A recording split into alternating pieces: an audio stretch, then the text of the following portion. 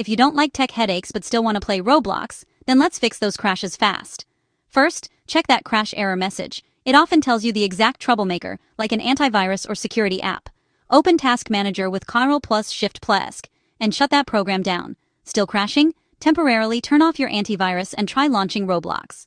If it works, add Roblox to your antivirus's safe list. Don't forget to turn protection back on. If you're still stuck, try a clean boot. Press the Windows key plus R, type msconfig, and under Services, hide Microsoft Services and disable the rest. In Startup, disable everything, restart and test Roblox. If it runs, re-enable things one by one to find the culprit. Next up, Updates. Update your graphics drivers in Windows.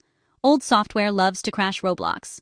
Also, right-click Roblox. Go to Properties Compatibility and turn off Compatibility Mode.